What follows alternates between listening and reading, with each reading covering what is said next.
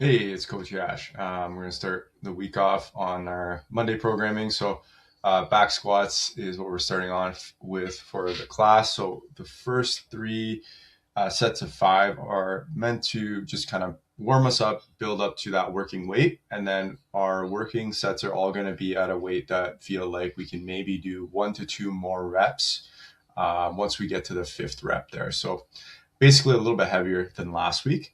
So make sure you're tracking, looking back at what you did previously. As always, you probably heard me say this before. If you're just newer to the program too, as well, let's take the time to just use those 8 sets. So the first 3 sets and the next 5 sets after that, just to get comfortable with doing the back squat, the positioning, the movement, the flow, making sure we're getting into the right positions before we start to add more weight there. So we want to make sure that that's all sound before the weight is added. But overall, we're working on leg strength here and working on the skill of strength. Strength is a skill. It's a coordination of all the muscles, positioning, a bunch of different things are working together. So really good to focus on this, and especially to build better resilience and also to reduce injuries too as well. So from there, our strength work was going to take us to the workout, which is a nice, quick, fast kind of workout here. It's for time 30 cal row, 30 toes to bar, 20 cal row, 20 toes to bar, 10, and then 10, and then you're done. Now you got 8 minutes. Okay. We don't have a whole lot of time. So that means we're going to be pushing the pace hard on this workout. Now, that means intensity is going to be up. I want you guys to be choosing progressions for this that makes sense, where you can just like knock out these reps. So for toes to bar, you're doing like 5 to 10 reps in a row, like easily right off the bat.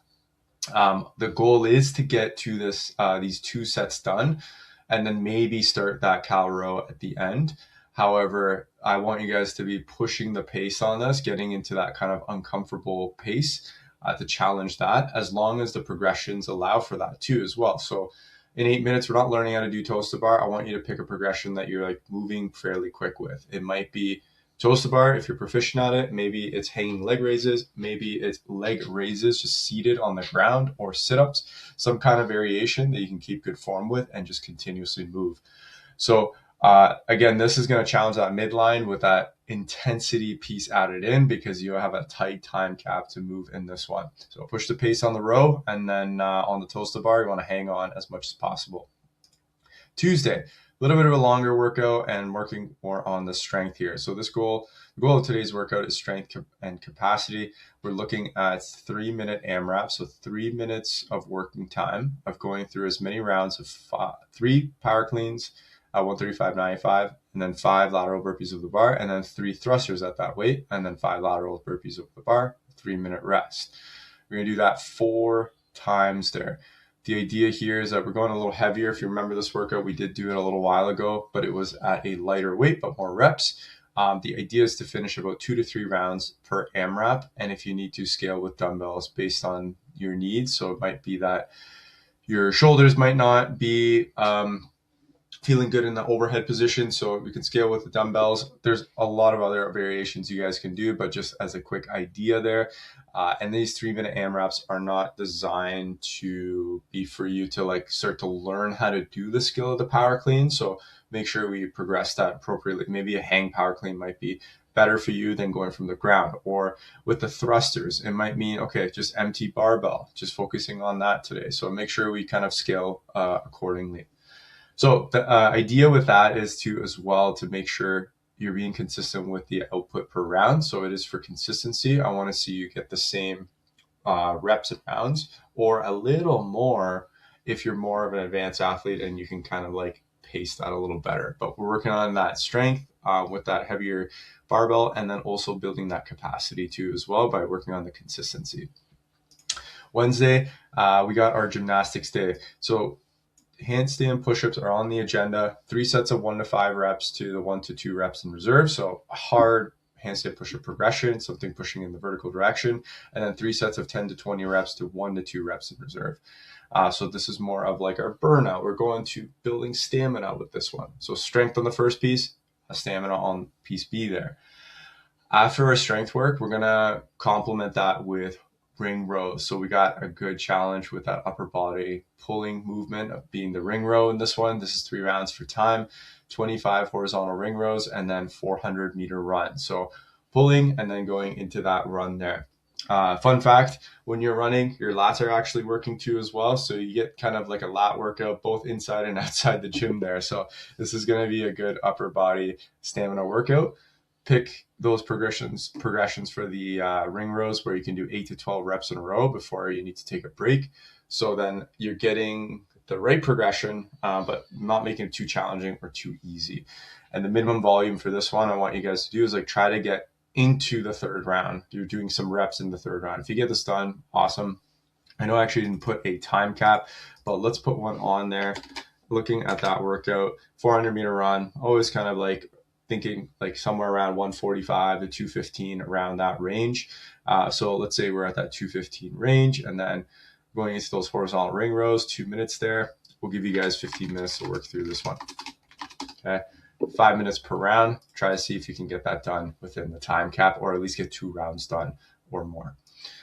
Thursday, we're going to take it a little easier. I really like these days. And just personally, this inspiration is coming from my own training too as well. So I know that in the past, long time ago, I used to kind of just go hard every day, but it's not necessary. We don't need to put that pressure on ourselves every single day, and it's just not productive either.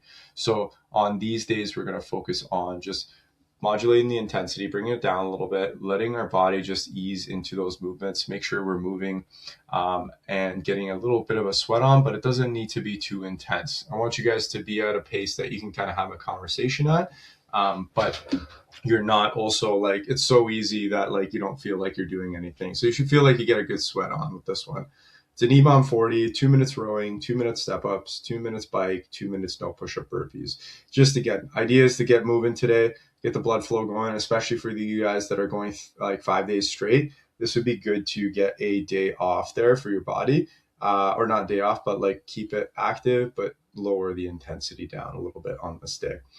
Friday, as you guys know it, is our strict press day. We're going to build and prep for the first half, just like Monday, and then work all at 5 sets of 5 at 1 to 2 reps in reserve. Strict presses, great movement to build overhead strength. And we want to look at like good positioning, good technique before we're actually driving more weight up. So for the newer people joining in, make sure you're getting your technique down, build a really good foundation before we start to add more intensity to this. Then our workout, pretty fun. It's kind of like a little bit of a pyramid to kind of see these workouts. I like that kind of structure style to it. This one's for time, 12 minutes, 75 double unders, 60 sit-ups, 10 wall walks, and then reflected back, 60 sit-ups, 75 double unders.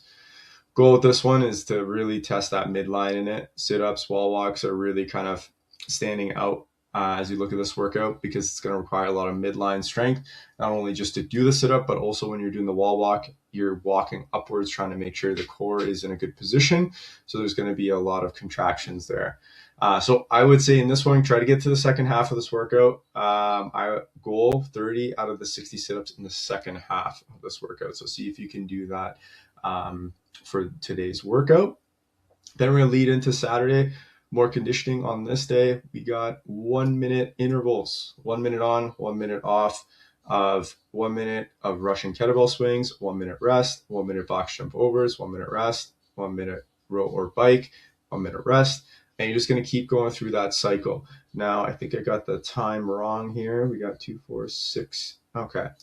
We are going to boost that up to 36 to have the right timing. So the idea again with this one is that we're kind of doing a 1-to-1 work rest ratio. Really cool too as well. In this one, we get to kind of isolate each movement on their own and really build some endurance with each movement. These movements are meant to elicit more of a cardiovascular response than it is to kind of tire out one specific muscle group. So make sure again you're feeling that. If not, modify like with the weights or whatnot, or the heights, depending on, but we're trying to build endurance on this day.